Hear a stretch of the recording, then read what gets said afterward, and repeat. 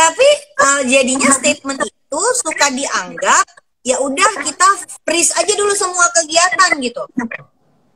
Menunda investasi, nggak mau beli properti, jadi nggak mau ngetin apa-apa. Nah kalau yang kayak gitu gimana ya Ken? Menurut gua ini bahaya sih, karena kalau lu malah gini-gini, kita mungkin perlu samain persepsi dulu ya. Karena kalau kita ngomongin duit, volume duit tiap orang beda gitu. Oh Kalau penting tuh, buat volume tiap orang beda ya. betul, volume tiap orang beda.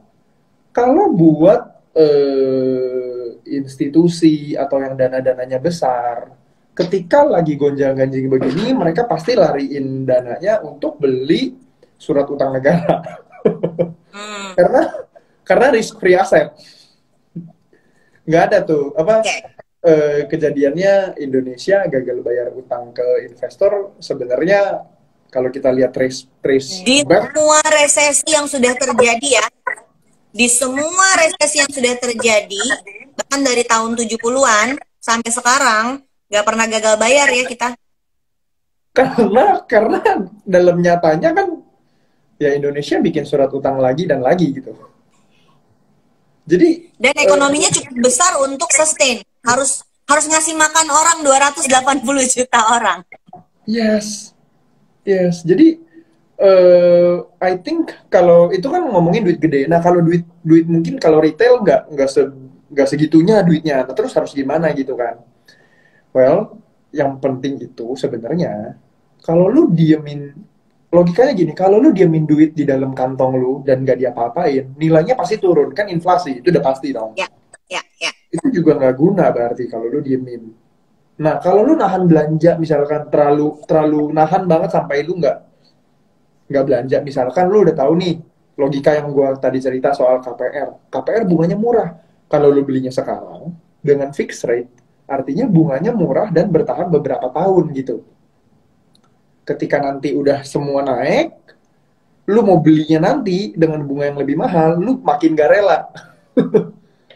Sedangkan perputaran ekonomi terjadi kalau kita mengeluarkan uang kan. Ketika kita mengeluarkan uang, perputaran ekonomi terjadi.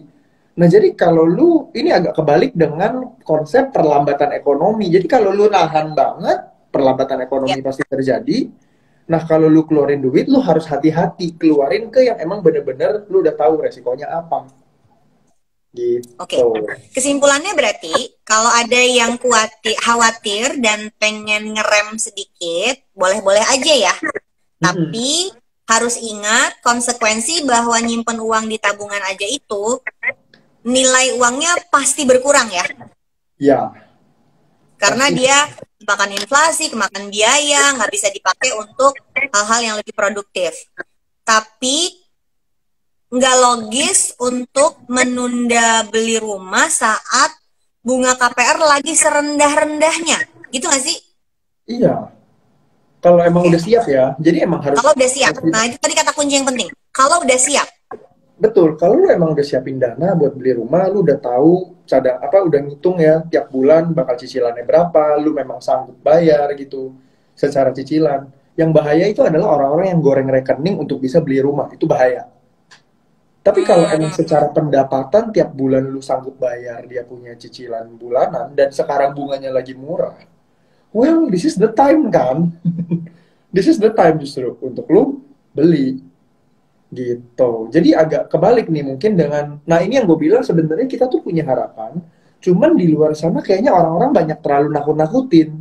Jadi, dan sorry itu saya banyak orang yang nakutin tapi mereka nggak ada di industri properti, bahkan tidak beli properti. oke. Itu menarik tuh. Jadi ngomong jangan beli properti, padahal dia juga mungkin nggak ngerti tentang properti ya kan? Iya, dia nggak ngerti tentang properti, dia nggak ngerti tentang skema KPR kayak gimana, PKS sama bank seperti apa, dia nggak ngerti tapi dia AJB ngomong, itu apa dia nggak pernah "Jangan." ngerasain. Waduh, oke. Nih hati-hati sama obrolan-obrolan dan postingan-postingan konten yang kamu baca yang membuat kamu gelisah dan takut. Khawatir itu wajar, tapi takut berlebihan itu cuma jadi racun sih kayaknya nih. Maka Iya. kita harus menyaring apa yang mau kita nikmati sebagai konten finansial. Karena memang topik finansial ini memang lagi hits banget kemana-mana ya. Ken, pertanyaan berikutnya. Mau ngingetin Sobat Kisi, kalau kalian punya pertanyaan sama Ken, terutama yang berhubungan sama saham, drop your question di question box-nya, nanti aku pilihin pertanyaannya ya. Yuk, lanjut. Kemudian, pertanyaan berikutnya. Tadi kita udah ngomongin properti, karena biar gimana juga, aku kalau ngajar finansial ya, topik yang paling gerget tuh selalu kekhawatiran anak muda sekarang tentang kemampuan mereka untuk beli properti. Tapi, yang akan berhubungan juga dengan soal resesi ini adalah cita-cita orang untuk pengen jadi miliarder baru. Oh no, ya kan gather rich jadi cepet kaya nggak sih Ken? Konsepnya gitu nggak sih Ken? Nggak gitu. Nggak gitu. Aku tembak. Ayo lo, bikin aku account namanya gather rich. Maksudnya buat cepet kaya apa gimana nih? Nggak. Jelaskan konsepmu. Jadi gatherage itu kita gathering rich-minded people. Jadi bukan Oke. Jadi bukan cepet kaya ya. bukan. Gue malah takut Tolong dikira Kristen investasi jangan salah bodong, weh. paham. Pusing dia. Aduh, nggak apa kita takut orang malah kirain kita tuh jualan investasi bodong karena di luar sana banyak, actually kan ada ya investasi bodong menggunakan nama get rich, bukan get the rich, get rich. Nah, Iya, ada iya. di luar sana. Get rich quick lagi. Udah bukan cuma get rich quick. Iya. Nah, sedangkan for us kita percaya, well, lu nggak butuh cepat-cepat buru-buru, men. Karena kita percaya kalau lu cari cara cepat dan lu buru-buru, biasanya lu menyusahkan diri lu sendiri. Keluar tuh kata-katanya. Kalau buru-buru berpotensi menyusahkan diri sendiri. Kalau Iya. nyusahin diri sendiri aja udah susah, yang repot itu nyusahin orang lain habis itu. Iya, habis itu nyusahin Ya orang kan, lain. investasinya jeblok, dia nggak siap, akhirnya mesti ditolongin sama temennya, minjem dan sebagainya. Oke, tapi gini, kalau ada resesi, seringkali resesi itu hadir juga bersama peluang dan kesempatan, Kat. Yes, itu gue Ya setuju.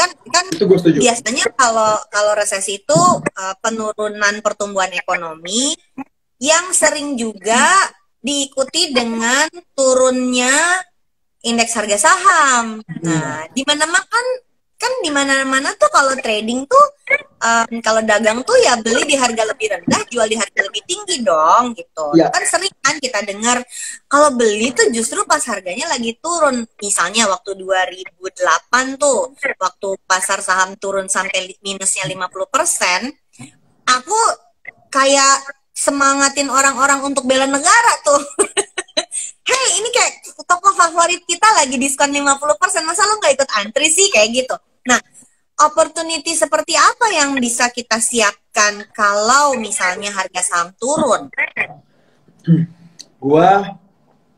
Ini hal yang mungkin belum pernah gue ceritain pas gue live. Tapi, by the way, gue beli rumah tuh gara-gara gue taruh banyak duit di saham pas lagi 2020. Wih, jadi pas minus lo masuk. Iya, jadi gue properti ada beberapa dan itu properti yang menghasilkan, bukan properti konsumsi. Yes. Karena kita tahu kalau investasi properti, investasi loh ya, bukan konsumsi Ya, loh. bukan yang dipakai ya. Iya, investasi ya menghasilkan, dikontrakin, kos-kosan segala macamnya. Nah, tapi yang buat beli sendiri konsumsi, itu gue sangat sangat looking forward, sehingga pas lagi 2020, gue dan istri ya kita taruh. Karena kita tahu ketika dia lagi jatuh, nggak mungkin selamanya jatuh. Karena kita tinggal lihat historical. Historical berbicara. Historical berbicara. Jadi, menurut gue, teman-teman, Sobat Kisi, you don't have to takut. Karena kalau dia jatuh, actually gini, ini kan sekarang kita lagi di dalam momen ditakut-takutin nih sama berita. Tapi belum ada pengumuman beneran di mana kayak fix resesi. Itu belum muncul. Oke. Belum muncul. Nah, ketika nanti berita itu muncul, jebret, fix resesi. Nah, biasanya kan ada aja investor yang takut. Nah, kita nggak tahu nih. I hope Indonesia nggak sejatuh itu kalau emang orang-orangnya udah pada pinter, udah pada ngerti gitu ya. Cuman yang perlu Jadi memang obrolan hari ini tuh mau nyiapin Sobat Kisi supaya nggak panikan, Sehingga kita berkontribusi untuk nahan pasar kita itu baik-baik aja gitu ya, Ken? Loh kalau emang pasar kita jatuh, kita beli di bawah kan? Lah itu kan kuncinya sebenarnya. Karena Ya, menurut gua sekarang lagi jatuh dan nanti bisa jadi akan jatuh kalau pengumuman benar terjadi. Disitulah lu oke, sikat. itu menarik tadi. Ternyata Ken ceritain kalau dia bisa beli properti yang dikonsumsi sendiri ya, bukan properti sebagai investasi ya. Itu justru dari jual beli saham dan belinya pada saat lagi minus gitu ya. Pas lagi turun. Oh, ini katanya belum pernah disebutin di live yang lain loh. Cuman di Korea Investment nih, Ken bikin testimoni nih. Oke, ini menarik. Sehingga terkait investasi, kita bahas dong ya nih, karena kita lagi bareng sama Korea Investment, maka tentu saja fokusnya harus ke saham. Properti itu penting karena tentu itu kebutuhan kita, tapi menariknya tadi Ken bisa beli properti dari investasi sahamnya. Sehingga Sobat Kisi perlu kenalan dengan berbagai strategi investasi. Mari kita bahas satu persatu, Ken kasih komentar ya. Apa pendapat kamu tentang perbedaannya trader versus investor? Oke. Kalau kita ngomongin trading, itu kan secara waktu pasti jangkanya lebih cepat. Kalau investing, jangka waktunya itu lebih lama. Nah, kalau kita udah tahu satu cepat satu lama, pertanyaannya kita sesabar apa? Kita sabar nggak kalau investing? Gitu. Dan itu beda-beda ya. Beda-beda. Umur pengaruh nggak umur? Kayaknya bingung deh kalau ditanya ini. Soalnya Ini kayaknya curcol. enggak deh. Kayaknya enggak deh. Cuman biasanya orang-orang yang lebih berumur lebih apa ya, menjauhi resiko tinggi. Tapi gue lihat-lihat kagak juga. Soalnya sepupu gue yang udah om-om gitu ya, justru malah wah demen dia sama yang volatil. Gue Jadi dulu punya klien umur 60 ke harus di saham loh. Gue yang stres. Gue yang stres. Om takut om. Enggak om, enggak takut. Jawabannya gitu. Jadi emang berarti itu balik ke profil resiko kita ya. iya, itu benar-benar balik ke profil resiko sih menurut gue. Cuman kalau yang udah pasti itu menurut gue gini, kalau trader, kan trader ada beberapa jenis ya. Ada yang harian, ada yang scalper, ada yang lebih nge-swing, butuh apa mingguan atau beberapa hari sampai beberapa minggu lah gitu ya. Nah, lu tipe yang mana? Itu yang lu yang harus sesuaikan.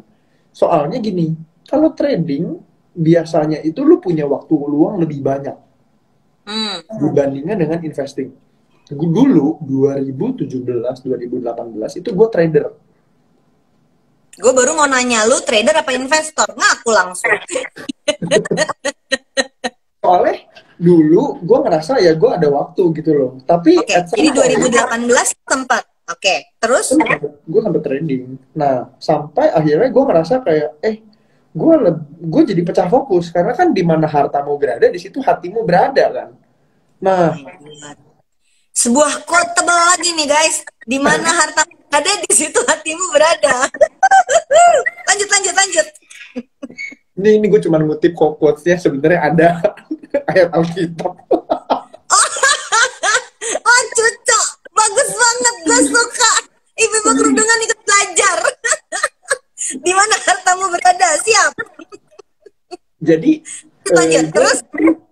gue tuh ngerasa ketika waktu gue trading, kerjaan gue yang biasa malah jadi nggak gitu fokus gitu loh. Sedangkan gue melihat kayaknya daripada gue trading, mendingan gue merasa lebih produktif ketika gue kerja dan duitnya gue investasiin aja.